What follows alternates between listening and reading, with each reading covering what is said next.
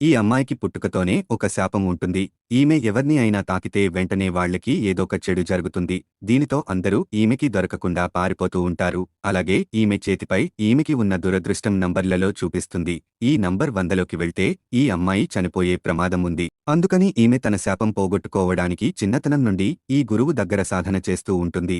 అలాగే గురువు కూడా ఈమె శాపం వల్ల 10 సంవత్సరాలుగా అల్లాడిపోతూ ఉన్నాడు. ఒకరోజు ఈ అమ్మాయికి తన తండ్రి నుండి లెటర్ వస్తుంది. ఆ లెటర్లో ఈమెను ఇంటికి వచ్చి తన చెల్లెలి స్థానంలో ఆ ఊరిలోని కోటీశ్వరుడైన కుర్రాన్ని పెళ్లి చేసుకోమని రాస్తాడు.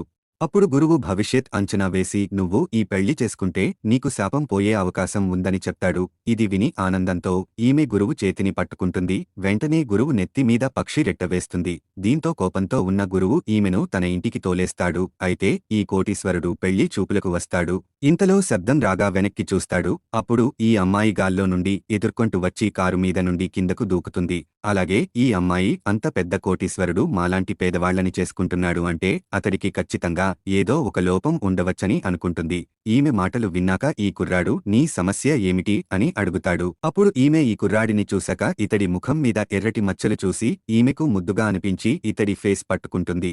అలాగే నేనే నీ ఫియాన్సీ అని చెప్తుంది. కాని ఇతడు ఈమెని తోసేగా ఇతడి శరీరంలో దృష్ట ఆత్మ ఆవహించి ఉండడాన్ని చూస్తుంది. అలాగే నువ్వు నెలరోజులే బ్రతుకుతావు అని అనగా ఈ కుర్రాడు ఈమె శపిస్తుంది అనుకుని అక్కడ నుండి వెళ్ళిపోతూ ఉంటాడు.